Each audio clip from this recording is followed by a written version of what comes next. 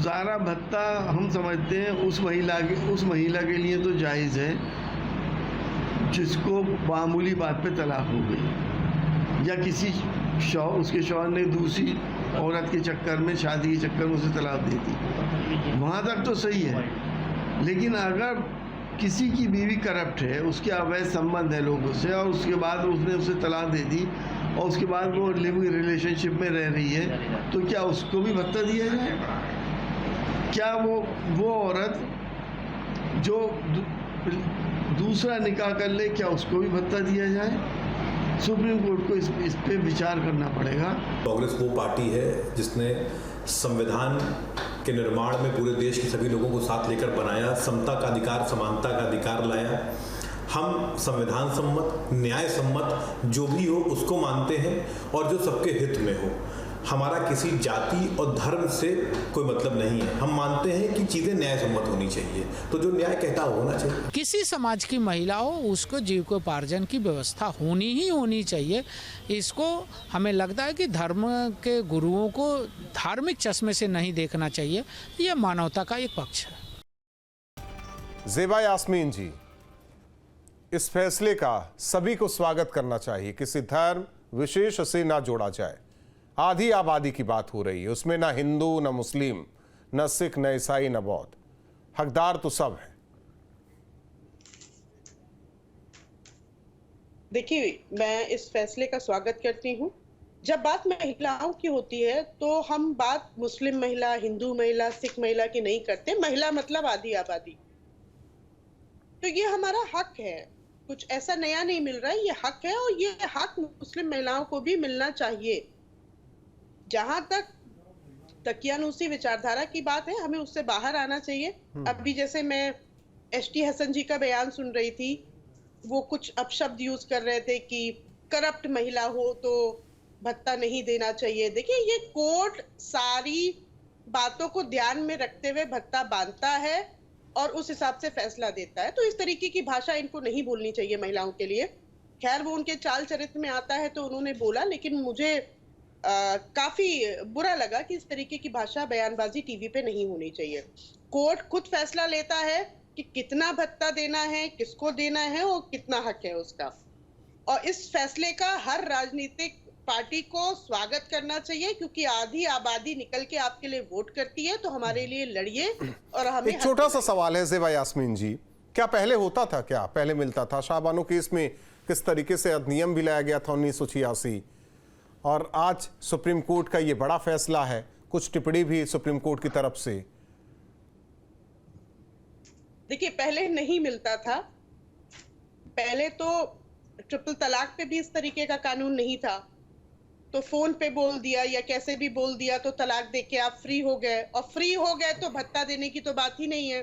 तो इस तरीके की चीजें नहीं थी। तो ये जो कड़े कानून अब आ रहे हैं, चाहे वो ट्रिपल तलाक हो, चाहे वो ये भत्ता हो, ये हर महिला इसका स्वागत करेगी। ठीक है, मैं आगे बढ़ूं। क्या अब इस पर एक कानून बन जाना चाहिए?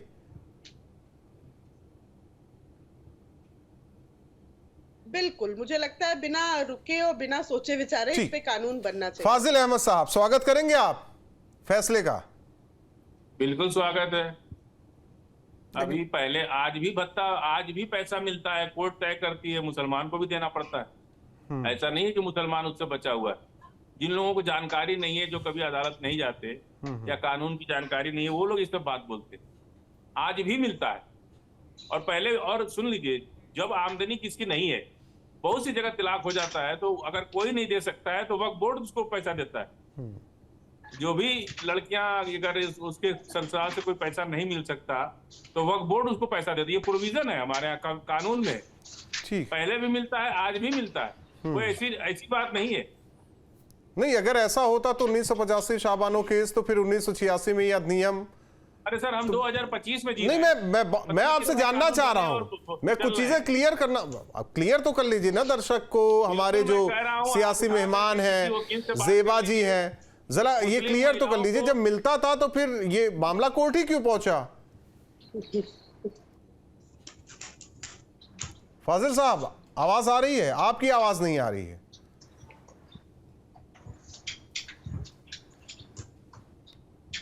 संजय चौधरी जी, मांग हो रही है अब तो कानून बन जाना चाहिए। देखिए, ये कानून है ही। आज सुप्रीम कोर्ट ने ये स्पष्ट किया है कि सीआरपीसी की धारा 125 सभी विवाहित महिलाओं पर लागू होगी। भारत के अंदर जो व्यवस्था है, सुप्रीम कोर्ट संविधान की व्याख्या करने का भी अधिकार सुप्रीम कोर्ट को ही है। और मुझको लगता है कि सीआरपीसी की इस धारा 125 को जिस तरह से सुप्रीम कोर्ट ने आज परिभाषित किया है, और मजे की बात देखिए कि ये 2 बेंच का डिसीजन है। इस 2 बेंच में एक जज, माननीय जज जो है वो अल्पसंख्यक समाज से ही आते हैं, तो उन्होंने एक बहुत अच्छा निर्णय दिया है। सारी महिलाओं को जो भारत की नागरिक हैं उनके साथ एक जैसा सलूक हो, और उस एक जैसे सलूक के लिए उन्होंने स्पष्ट किया है कि वे इस कानून के तहत, इस धारा के तहत अगर गुजरा भत्ता मांगती हैं तो उन्हें गुजरा भत्ता मिलेगा। ये स्पष्ट आज आदेश है, और मुझको लगता है कि सुप्रीम कोर्ट के इस आदेश के बाद किसी कानून को बनाने की जरूरत नहीं है। अगर सुप्रीम कोर्ट के आदेश को बदला जाता है तब कानून को बनाने की आवश्यकता होती है, जैसा कि शाहबानों के मामले में राहुल गांधी ने किया था। लेकिन यह बहुत अच्छा निर्णय है। इस देश में निवास करने वाली हर महिला को एक समान, एक नजरिए से संविधान देखता है। भारत का सर्वोच्च न्यायालय उसे परिभाषित करता है, और वो इस बात को भी कहता है कि कोर्ट का कहना नहीं, है सवाल ये है, ये तो आज हम बैठे हुए हैं ना, इतने साल गुजर गए तो क्या किसी को जानकारी नहीं थी कि 125 के तहत हम तो गुजारा भत्ता भी ले सकते हैं? फिर शाहबानो प्रकरण क्यों होता, या फिर अधिनियम 1986 क्यों बनता, इस पर सियासत क्यों होती, मुस्लिम महिलाएं जिसका हकदार थी उन्हें यह सब मिलता क्यों नहीं रहा? सवाल इस बात पर भी आ जाएगा।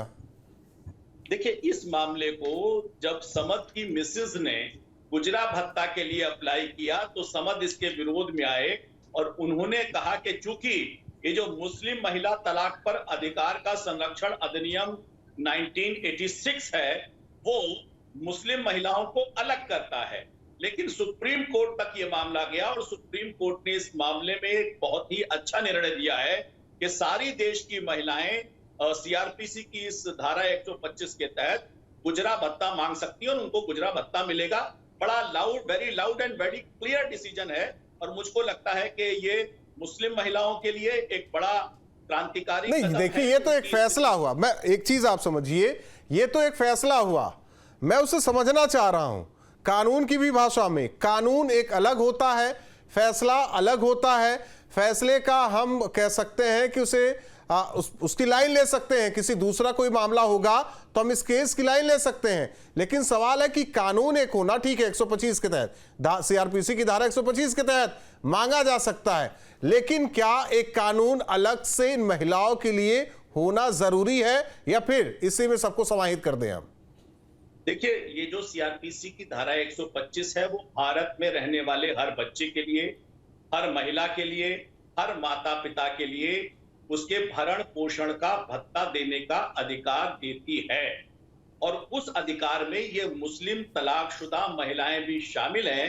ये भारत के सुप्रीम कोर्ट ने आज डिसीजन किया है, तो ये डिसीजन हर जगह नजीर बनेगा, और इसी के आधार पर आगे के निर्णय। राहुल यादव जी, देखिए, एसटी हसन साहब आप ही के नेता हैं, वो कहते हैं इनकी बातों को बुरा ज़िबा जी को भी लगा।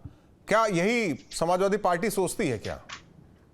नहीं, चूंकि ये कोई राजनीतिक मुद्दा नहीं है, और ये माननीय उच्चतम न्यायालय ने अपना निर्णय दिया है, और जाहिर है वुमेन इंपावरमेंट, जेंडर डेवलपमेंट आज से नहीं, आजादी के बाद से ही काफी समय तक इस पर चर्चा होती रही है। देखिए, पश्चिमी देशों में और भारत में ये अंतर है। भारत में जो महिलाएं हैं इनको कर्तव्य बोध कराया जाता है, इन पर यह दबाव डाला जाता है कि आपका कर्तव्य अपने पति के लिए, अपने पिता के लिए, अपने बच्चों के लिए क्या है, और अपने कर्तव्य का आप पालन करें। और जो पश्चिम की महिलाएं हैं वो उनको अपने राइट्स क्लेम करने के लिए उनके अंदर एक एग्रेशन होता है कि अपने राइट्स को कैसे क्लेम करें। तो वुमेन एम्पावरमेंट की नजर से आप देखेंगे, चूंकि हमारा जो आईपीसी है, सीआरपीसी है, जो कोर्ट है, जो कानून है, यह धर्मनिरपेक्ष है, तो उस नजर से उसने जो भी निर्णय दिया ये एक नेचुरल और प्राकृतिक निर्णय है कि उन्होंने सब महिलाओं को एक नजर से देखा, और उन्होंने एक विकल्प दिया कि जो महिलाएं चाहें वो गुजारा भत्ता का क्लेम ले सकती हैं। अपने तलाकशुदा कोई भी महिला अपने पति से क्लेम ले सकती है। लेकिन अभी आप अगर मजहबी नुक्ते नजर से देखेंगे या और भी सामाजिक नजर से देखेंगे, तो अच्छा होता कि अगर इसमें कोई मुस्लिम धर्मगुरु होते, इस पर थोड़ा प्रकाश डालते। तो इसमें अगर कोई महिला मेंटेनेंस ले रही है अपने पति से, तो वो दूसरी शादी कैसे कर सकती है? तो कुछ इस पर चर्चा भी करने की जरूरत है। लेकिन कानून की नजर से माननीय उच्च न्यायालय का निर्णय बिल्कुल सटीक है, बिल्कुल सीधा है और बिल्कुल साफ है, जो होना चाहिए था निर्णय। और दोनों जजों ने, आपने देखा होगा, अलग अलग फाइंडिंग, अलग अलग निर्णय दिए, लेकिन फाइंडिंग सेम है। तो उनके पास तेलंगाना का एक मुद्दा आता है, उनको वो रिव्यू करते हैं और उसको बरकरार रखते हुए अपना निर्णय देते हैं। बाकी इसकी डिटेल में जब इसकी पूरी आउटकम आएगा तो इसको देखने पढ़ने के बाद कुछ कहा जा सकेगा। फिलहाल यह कानूनी मामला है और कानूनी रूप से माननीय उच्चतम न्यायालय के इस निर्णय का सभी लोग सम्मान करते हैं। ठीक है, फाजिल अहमद साहब कुछ बता रहे थे, उस वक्त आवाज नहीं आ रही थी आपकी। ये देखिए, ये कोई इस तरह से मामले को लोग डिफाइन नहीं कर पा रहे। जब तक लड़की का तलाक होता है और जब तक वो दूसरी शादी नहीं कर ले, इस बीच पति उसको भरण पोषण का पूरा पैसा देता है और अदालत दिलवाती है, नियम है उसका बकायदा। और बच्चों को तो आजीवन मिलना है, बच्चों को संपत्ति में अधिकार भी मिलना है। पत्नी अगर दूसरी शादी कर भी लेती है, उससे जो बच्चे हैं पूर्व पति से, उस बच्चों का खर्चा उसको आजीवन उठाना है, बच्चा जब तक बालिग नहीं हो जाता। और बालिग होने के बाद यदि पिता की संपत्ति है तो पिता की संपत्ति में उन बच्चों को अधिकार भी मिलेगा, ऐसा नहीं है कि नहीं मिलेगा। अब कोई पिता, कोई हस्बैंड, अगर उसकी कुछ है ही नहीं उसके पास, अगर वो सरकार के 5 किलो अनाज पे जिंदा है तो क्या देगा? चाहे हिंदू हो, चाहे मुसलमान हो, चाहे सिख हो, चाहे ईसाई हो। अब वो सरकारी राशन पे यदि जिंदा है और अपनी पत्नी को छोड़ दे तो सरकार भी क्या कर लेगी और अदालत भी क्या कर लेगी उसका, जब उसके पास कुछ है ही नहीं। वो कहेगा ठीक है भाई 5 किलो में आधा तुम भी ले जाओ, या सरकार दे देगी। तो डिपेंड करता है कि जब हमारी पूरी आबादी है ना, नहीं ठीक है, मैं समझ रहा हूं आप कहना क्या चाह रहे हैं, लेकिन दूसरी ओर एक फाजिल अहमद साहब, मेरा छोटा सा सवाल, ये पहले से चलता आया तो शाबानो केस नहीं जाना चाहिए था, अधिनियम 1986 नहीं बनना चाहिए, या आज ये फैसला हमें नहीं लगता कि आना चाहिए? सब कुछ जब बेहतर ही था, आखिर ये स्थिति क्यों? 1986 के बाद ही ये कानून बना है। हिंदू मैरिज एक्ट में तो तिलाक का कोई नियम ही नहीं है। हिंदू तो तिलाक ले ही नहीं सकती लड़की ना लड़का। हिंदू पहले तिलाक नहीं दे सकते, इसीलिए किचन में मारी जाती थी लड़कियां। कितने हजार लाखों FIR हुआ पूरे देश में कि किचन में जला करके हिंदू बच्चियां मारी जाती थी।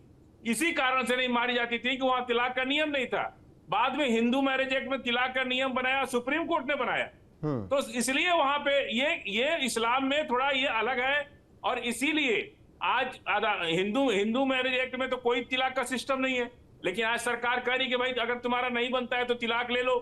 ऐसा कानून बनाने से लाखों बच्चियां बच गई, नहीं तो और कितनी मारी जाती। तो इसलिए समझिए इस बात को कि हम कोई, ये जीवन है, जीवन नहीं, तलाक की बात नहीं हो, गुजारे भत्ते की बात हो रही है। तो पूरा चलता है, नहीं चलता है तो नहीं चल पाता है। कोई समझा नहीं पा रहा है ज़ेबा जी। नहीं, हम समझा रहे हैं, आप समझिए ना उसको। हम समझा रहे हैं, यदि किसी के हस्बैंड के पास कुछ है ही नहीं ना, तो उसकी कोई आमदनी नहीं, ठीक है, जिनके पास है उनकी बात कर लीजिए, उनका उदाहरण दे लीजिए। अरे ये आबादी बहुत ज्यादा ना, गरीब तो ज्यादा है ना, अमीर कम है।